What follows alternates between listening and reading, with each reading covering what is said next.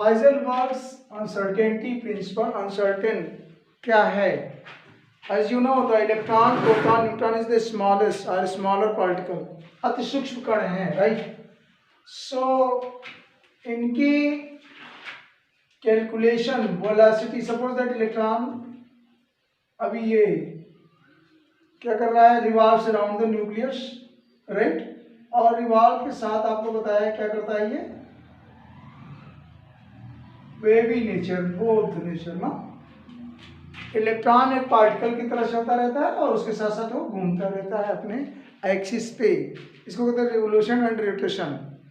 Rotation और revolution साथ साथ करता है, rotation as well as and revolution. मतलब इलेक्ट्रॉन या जैसे लट्टू चलता है, चारों तरफ तो एक्सिस के चलेगा लेकिन आपस में भी ऐसे ऐसे घूमता रहेगा, और वही हो जाता है वेव नेचर। ये बात हमने कल कर ली थी या लास्ट टाइम में कर लिया था। That is dual nature of electron या मास मैटर। सो स्मॉलेस्ट पार्टिकल है ये, स्मॉलर।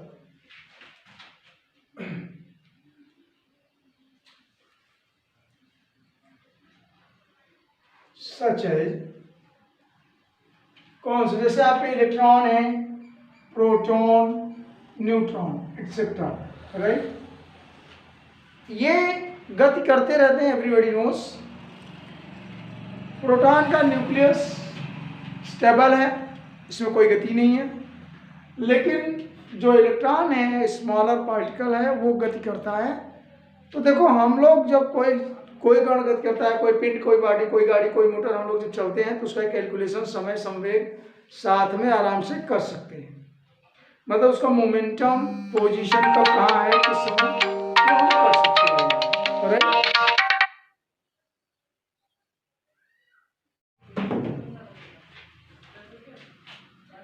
सो हाइजेनबर्ग्स अनसर्टेनिटी प्रिंसिपल में smaller particle such as electron, proton, neutron, इनके संवेग और मोमेंटम दो बातें होती हैं, मास m इंटू वी। तो मोमेंटम एंड पोजीशन दो बात होती है, position and momentum.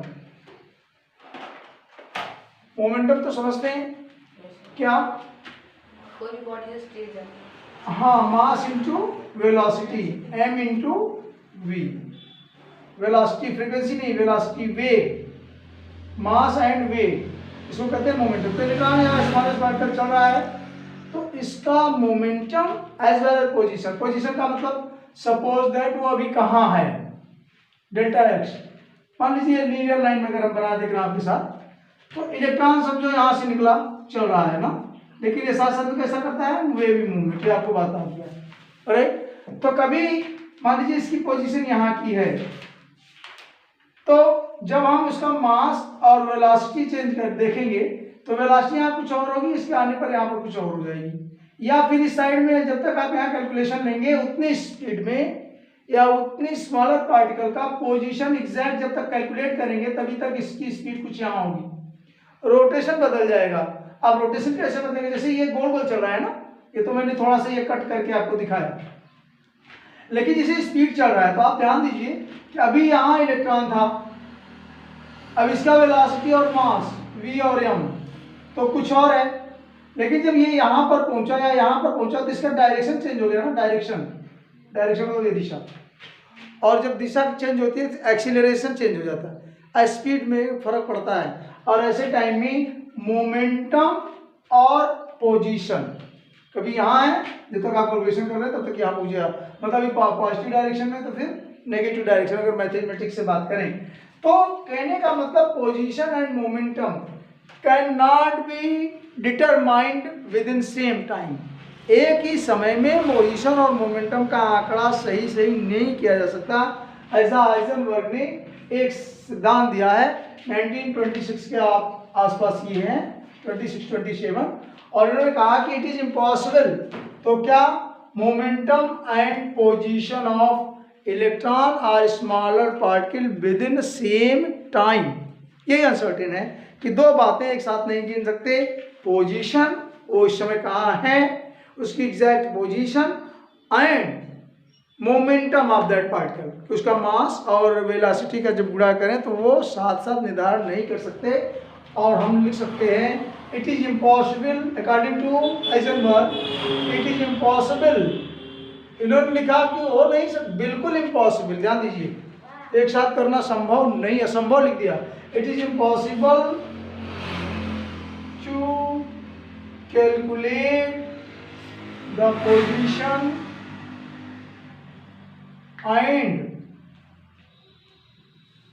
and momentum of an electron, कोई पार्टिकल हो सकता है, momentum position of an electron और पार्टिकल साइमल्टेनियसली और within same time. Simultaneously कहते हैं साथ साथ या within same time, right. तो ये हम निकाल के जब कैलकुलेट करते हैं NH/4 के आसपास या उसके ज़्यादा आएगा, H/4। तो हम देखेंगे जब ये x और m का मल्टीप्लिकेशन डेल्टा x इंटू, इसको हम p लिख सकते हैं ना, मोमेंटम ऑफ एन इलेक्ट्रॉन। तो इसके पोजीशन और मोमेंटम का अगर गुणा करते हैं तो ये लगभग बराबर होगा या ज़्यादा होगा। बस ध्यान दीजिए, ये ज़्यादा होंगे किसके, उसका कैलकुलेशन करेंगे H/4 से। यहाँ नंबर ऑफ क्वांटम नंबर लिख सकते हैं NH/4, ठीक है। तो ये कैलकुलेशन है और ये इम्पॉसिबल है। क्या इम्पॉसिबल है? इसका दोनों एक साथ माप कैलकुलेशन कर नहीं सकते। जब इसको करेंगे तब तक पोजीशन कुछ और होगी। मान लीजिए आप वेलोसिटी ऑफ मोमेंटम देख रहे हैं, तब तक इसकी पोजीशन चेंज होगी, डायरेक्शन चेंज हो गया, राइट। तो हम स्पीड देखेंगे, इसका डायरेक्शन अभी यहाँ चल रहा था, ये हो गया। तो ऐसे में आप जानते हैं यहाँ पर हम देखेंगे एक्सीलरेशन चेंज होगा, v2 माइनस v1, डायरेक्शन के साथ एक्सीलरेशन चेंज होता है, स्पीड बनती है। गोल गोल घूमने में इसीलिए स्पीड बनी रहती है क्योंकि उसका डायरेक्ट डायरेक्शन चेंज होता है। और अंदर की तरफ, ये अंदर की तरफ एक फोर्स लगते रहता है। जैसे मान लीजिए अंदर की तरफ खींचा हुआ है ना, यहाँ से यहाँ तक, फिर इधर जाएगा, नहीं तो बाहर चला जाता। स्पीड से कोई चीज़ घूम रही हो, अगर अंदर धागे से धागा बांध लो और धागे में एक कंकड़ बांध लो, उसको घुमाओ गोल गोल, तो अगर धागे का फोर्स ना रहे तो वो जो कंकड़ पत्थर है किधर जाएगा, बाहर निकल जाएगा सर्कल से। इसका मतलब अंदर की तरफ एक फोर्स लगते रहता है, उसको हमने कल उस दिन बताया था, सेंट्रीपेटल फोर्स, वो अंदर की तरफ खींचते रहता है। तो इसका मतलब उसका वेलोसिटी और एक्सीलरेशन F=ma होता है, mv, वो चेंज हो रहता है, राइट। तो हम कह सकते हैं ये रिलेशन दिया हाइजेनबर्ग ने, और इन्होंने ये बात कही थी कि it is impossible to calculate the position and momentum of an smaller particle like electron और प्रोटॉन और न्यूट्रॉन व्हाटएवर, जो बहुत छोटे छोटे कण हैं, अगर वो गति करते हैं तो उनका मोमेंटम पोजीशन एक साथ देखना चाहें तो इट इज़ इम्पॉसिबल। बस इतनी सी बात है। बाकी और नॉर्मल पोजीशन, हम लोग कोई बॉडी गाड़ी मोटर चल रहा है उसका पोजीशन ले सकते हैं और सब कुछ, लेकिन smaller particle such as this, तो वो कंडीशन आई, इसको हाइजेनबर्ग, राइट। तो this is one theory, complete theory. एक चीज आपसे पूछते हैं, हमने उस दिन बताया था MVR, कोणीय संवेग। जैसे ये पार्टिकल यहाँ चल रहा है, तो उसके अंदर कोई पाथ पर इलेक्ट्रॉन अगर चल रहा है तो उसी इलेक्ट्रॉन पर बिना एनर्जी निकाले हुए वो घूमता रहेगा। ये बात बताया था ना, फिक्स एनर्जी लेवल, उसमें कब, जब उसका MVR मतलब ये किसके बराबर हो, NH/2π। मैं इसी को याद दिलाना चाहता था। कभी कभी कंडीशन जब आ जाएंगे, नीट और कंडीशन बड़े बड़े कंडीशन में देंगे तो कई बार आपको डाउट कराने के लिए क्वेश्चन बन जाता है। हाइजेनबर्ग का रिलेशन ये है, ध्यान देना, what I am telling, attention please. कभी कभी कंडीशन में ऐसे क्वेश्चन बनाते हैं, ABCD ऑप्शन बना देते हैं, तो लगता है तो ये दोनों सही दिख रहा है, डाउटिंग हो जाती है। ध्यान दीजिए, यहाँ भी आप यन कर सकते हैं, नंबर ऑफ इलेक्ट्रॉन यहाँ लगा सकते हैं, नंबर ऑफ ऑर्बिट, किस ऑर्बिट में, NH/ यहाँ पर क्या है 4π, यहाँ पर क्या है 2π। तो कभी कभी हम ध्यान देते हैं कि MVR का फार्मूला NH/4π, तो नहीं, डाउटिंग हो जाती है यहाँ पर और यहाँ पर, जबकि ये हाइजेनबर्ग में 4π है, राइट। मतलब उससे भी आधा, 2 का 4 करेंगे, 1/2 का 1/4 करेंगे, इसका मतलब उसका भी आधा। ये बाद में और क्लियर होगा। तो MVR कोई और चीज़ है, लेकिन यहाँ पर हम MV, देखिए MV तो वही है मोमेंटम ना, MV माने मोमेंटम, वो वही है। केवल एक्स जो डेल्टा एक्स लिखा है वहाँ आर है। तो इतने का अंतर है, और कंडीशंस के ABCD जब ऑप्शन मिलते हैं तो आपको डाउटिंग होती है, that's why I am here only, इसलिए आप इसको जान लें, राइट। तो ये रहा Heisenberg uncertainty principle, fine, now it's okay. So quantum mechanics model of atom, we had learn Bohr model. Bohr model में आपने पढ़ा है, और बोर मॉडल के कुछ ड्रॉबैक्स हैं। क्या ड्रॉबैक्स थे कि ये इलेक्ट्रॉन केवल सर्कुलर ऑर्बिट में चलते हैं, ऐसा उन्होंने कहा था। और एक बात यह भी कहा कि क्वांटम वहाँ इलेक्ट्रॉनिक्स में ये इलेक्ट्रॉन या ये मॉडल बोर का ओनली वन इलेक्ट्रॉन, केवल एक इलेक्ट्रॉन या वन हाइड्रोजन या हाइड्रोजन लाइक एलिमेंट या एटम की रेडिएशन की, जो इलेक्ट्रॉन से एनर्जी निकलती है, उसकी व्याख्या कर पाता है।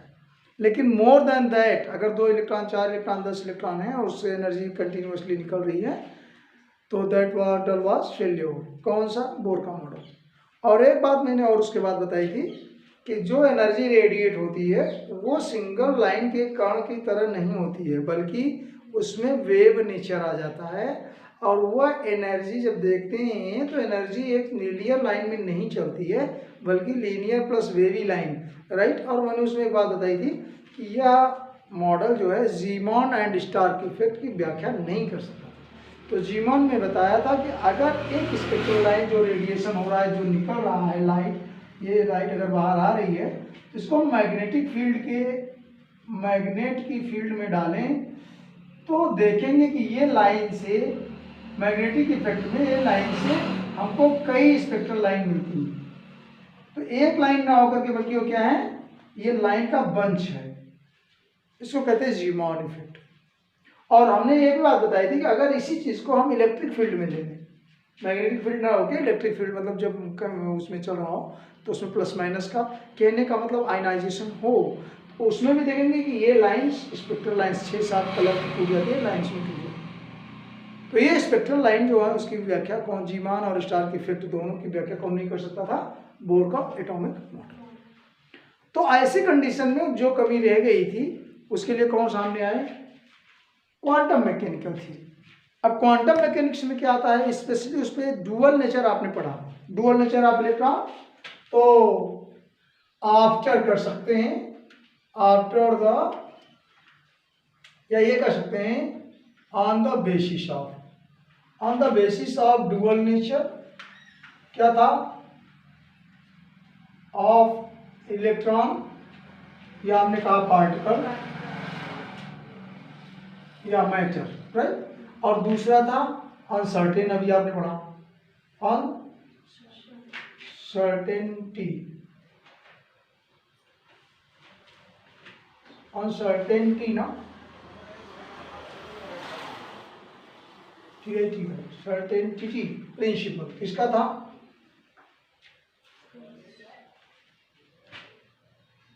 Heisenberg, uncertainty principle. Dual nature किसने दिया था? De Broglie. डी ब्रोगली का डुअल नेचर, उसमें हमने बताया था वेव नेचर और पार्टिकल नेचर, आइंस्टीन का और प्लांक का, दोनों theory equal to mc square and equal to h²। तो dual nature of electron and uncertainty principle, दोनों में पोजीशन एंड मोमेंटम, उसमें भी है मोमेंटम, राइट।